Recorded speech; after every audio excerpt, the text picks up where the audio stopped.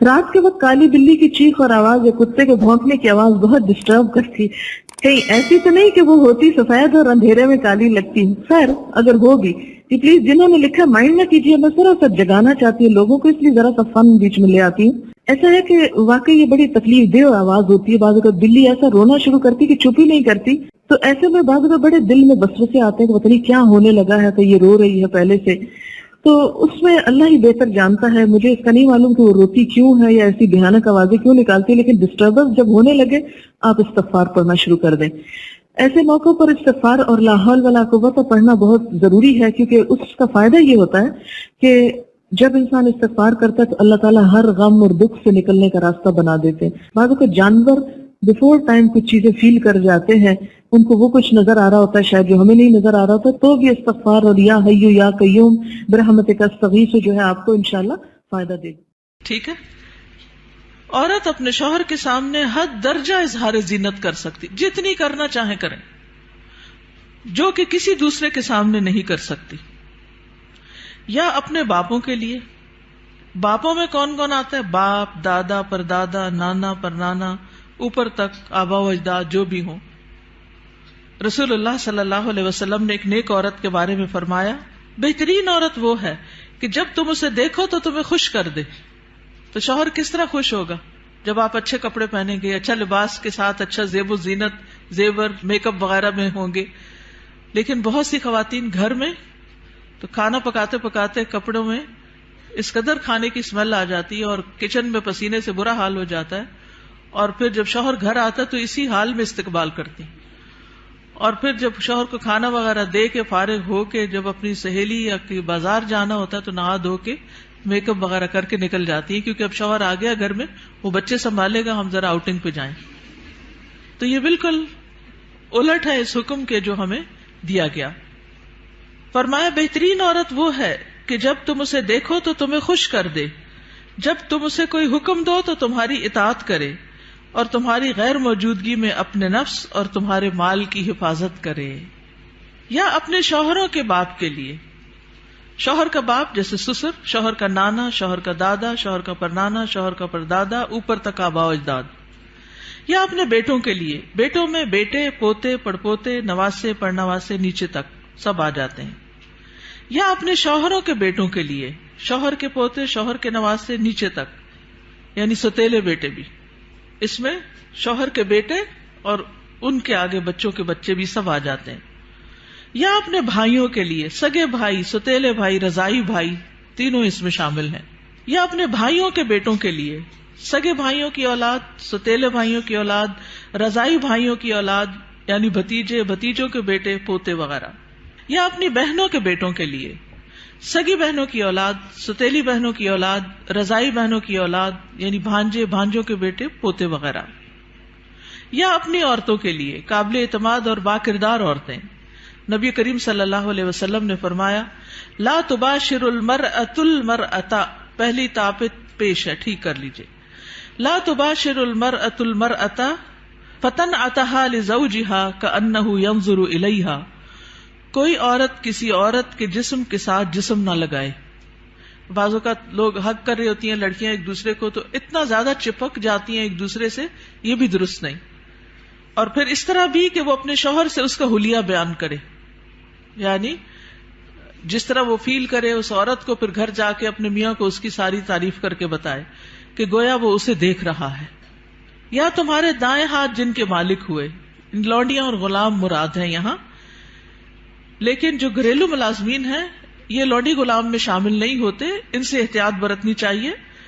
گھریلو مرد ملازمین کے ساتھ گفتگو میں محتاط رویہ اختیار کرے، جیسے ڈرائیور ہو، چوکیدار ہو، ان کے ساتھ بہت ہنس ہنس کے بات کرنے کی ضرورت نہیں. مذکورہ والا تمام رشتوں کے سامنے زینت کا اظہار کرتے ہوئے ان کے مقام اور احترام کو پیش رکھیں. جوان بچوں کے سامنے سینہ اور گریبان کھولنے میں احتیاط برتیں، یعنی ان میں سے جو بھائی جوان ہیں یا بیٹے جوان ہیں یا پوتے وغیرہ، تو ان کے سامنے اپنے سینے کو بہت نمایاں نہ کریں، اور اسی طرح اپنے سطر کو چھپا کر رکھیں. سیدنا انس بیان کرتے ہیں کہ نبی کریم صلی اللہ علیہ وسلم فاطمہ رضی اللہ تعالی عنہا کے لیے غلام لائے جو آپ نے ان کو ہبہ کر دیا. انس رضی اللہ عنہ نے کہا کہ فاطمہ پر اس وقت ایسا کپڑا تھا جب وہ اسے اپنے سر پر اوڑھتی تو ان کے پاؤں تک نہ پہنچتا، جب وہ اسے اپنے پاؤں چھپاتی تو سر پر نہ رہتا. یاد رکھیے وہ پاؤں بھی چھپا رہی تھی. جبکہ نبی کریم صلی اللہ علیہ وسلم نے ان کی یہ الجھن دیکھی تو فرمایا بے شک تمہارے لیے کوئی حرج نہیں، تمہارے سامنے صرف تمہارے والد اور تمہارا غلام ہے. اس غلام کا نام عبداللہ بن مسعدہ تھا. یہ فزاری تھے، سخت سیاہ فام. سیدہ فاطمہ نے انہیں پرورش کر کے آزاد کر دیا تھا رضی اللہ تعالی عنہا. اب التابعین غیر اولی الاربۃ من الرجال، یا پیروی کرنے والے غیر حاجت مند مرد. یعنی یہ کون سے مرد ہیں جن سے پردے میں نرمی اختیار کی جا سکتی ہے؟ نکاح کی حاجت نہ رکھنے والا. بعض ہوتے ہیں نا بچپن سے خاندانوں کے ساتھ لگ جاتے ہیں اور وہ پوری زندگی ایک بچوں کی طرح ہی ساتھ ہوتے ہیں، اور پھر بڑھاپے کی عمر میں ان کا کوئی اور ٹھکانہ نہیں ہوتا. تو وہ یعنی کہ گھروں میں اگر ہوتے ہیں ان کو گھر کی جو لڑکیاں ہیں وہ اپنی بیٹیوں کی طرح ہی ہوتی ہیں، اور ویسے بھی انہیں شادی کا کوئی شوق نہیں ہوتا. عورتوں سے رغبت نہ رکھنے والا، بدھو قسم کا، بے وقوف بدھو جس میں شہوت نہ ہو، بالکل بوڑھا. بعض اوقات ایسے بچے ہوتے ہیں نا اسپیشل بچے کہ جن کو کوئی مینٹلی ان کو کوئی سمجھ نہیں ہوتی. جنسی خواہشات سے آری، مخنث اور ہجڑے جن میں کوئی شہوت نہ ہو. یہ یاد رکھیے کیونکہ بعض ہجڑے جو ہیں ان کے اندر سب کچھ ڈیولپڈ ہوتا ہے. لیکن ان افراد کے سامنے زینت کا اظہار کرتے ہوئے بھی احتیاط کا دامن نہ چھوڑیں، پھر بھی محتاط رہیں. غیر اولی الاربہ سے مراد وہ بے خبر ہے جس میں شہوت نہ ہو. یہ سیدنا ابن عباس کا قول ہے. اب الطفل الذین لم یظہروا علی عورات النساء، یا وہ بچے جو عورتوں کی چھپی ہوئی باتوں سے ابھی واقف نہیں ہوئے. نابالغ بچے جن کا جنسی شعور بیدار نہ ہوا ہو، جو کم عمری کی وجہ سے عورتوں کے حالات اور مخصوص اوصاف سے واقف نہ ہوں، جن کو کوئی سمجھ نہ ہو پیریڈز کیا ہوتے ہیں، اور یعنی ابھی ان کی عورتوں سے متعلق جو خاص باتیں ان کو سمجھ نہ ہو.